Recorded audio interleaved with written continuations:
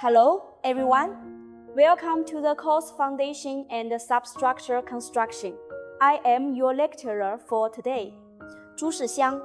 After previously studying the construction of strip foundations, today we will be learning about another common type of foundation, the isolated foundation. By the end of this lesson, you should be able to understand the definition, classification, and the characteristics of isolated foundations, as well as grasp the structural requirements involved. Let's begin with the definition. When the superstructure of a building adopts a frame structure or single-story bent frame structure, foundations are commonly designed in square, cylindrical, or polygonal shapes. This type of foundation is referred to as an isolated foundation or individual footing. In general, when the length to width ratio is less than 3 and the base area is within 20 square meters, the foundation is classified as an isolated foundation. How to classify the isolated foundations? Isolated foundations can be classified into ordinary isolated foundations and cup-shaped isolated foundations based on their form. Ordinary isolated foundations are divided into stepped isolated foundations and sloped isolated foundations. These foundations generally have two key characteristics. 1.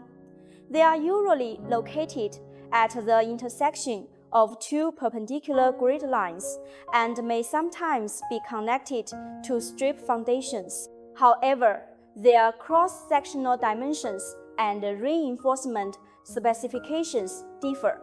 If an isolated foundation supports multiple columns at different grid intersections, it is referred to as a combined isolated foundation.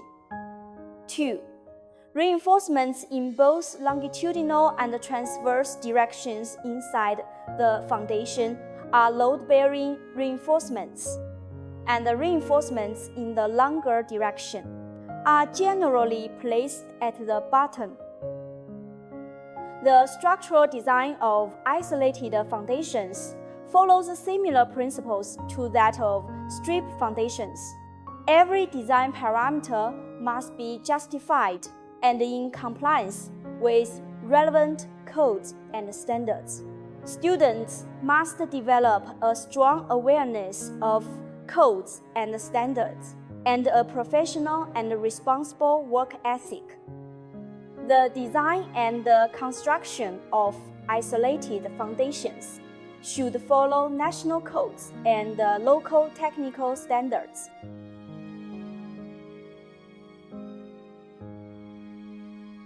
Let's now focus on the structural requirements of ordinary isolated foundations, which are as follows. As shown in the diagram, the reinforced concrete isolated foundation beneath a column must, in addition to meeting the structural requirements previously learned for reinforced concrete strip foundations under columns, also comply with the following requirements. 1. For conical foundations, the height at the edge should not be less than 200 mm, and the top surface should extend 50 mm beyond the column edges in each direction. 2. For stepped foundations, each step is generally 300 to 500 mm in height. When the total foundation height is greater than or equal to 500 mm, but less than 900 mm, the stepped foundation should be divided into two levels. When the height is greater than or equal to 900 mm, it should be divided into three levels. 3. The cushion layer under the foundation should generally be 100 mm thick and not less than 70 mm. The cushion concrete should be at least, say, 15 grade. The cushion should extend 50 to 100 mm beyond each side of the foundation edge. The foundation concrete should be no less than, say, 25 grade. 4. For foundation slabs of individual columns under bidirectional load, use grade 1, grade 2, or ribbed reinforcements. Minimum diameter for grade 1 reinforcements should be no less than 14 mm, and the spacing no greater than 250 mm. 5. When a cushion is used, the protective cover thickness for reinforcements should be no less than 40 mm. Without a cushion, not less than 70 mm. 6. When the foundation side length is equal or greater than 2.5 meters, the length of the reinforcements in that direction may be reduced by 10% and should be evenly staggered as illustrated in the drawing. 7.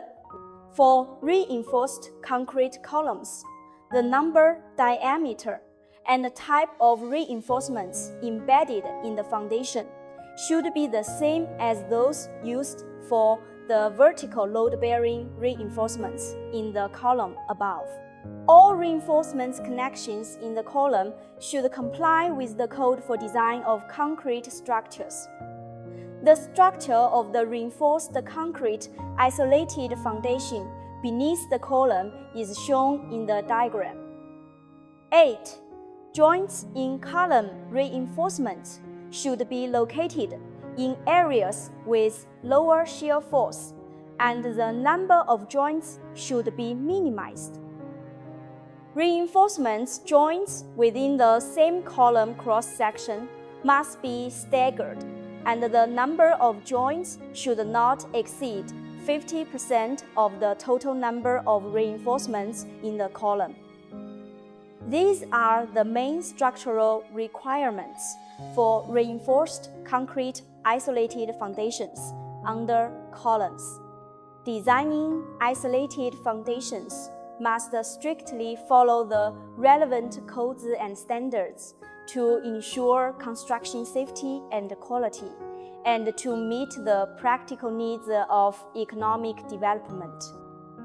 On a personal level, construction work requires us to develop a strong sense of professionalism, follow industry standards, and practice integrity and responsibility. From a broader perspective, promoting the rule of law is everyone's responsibility.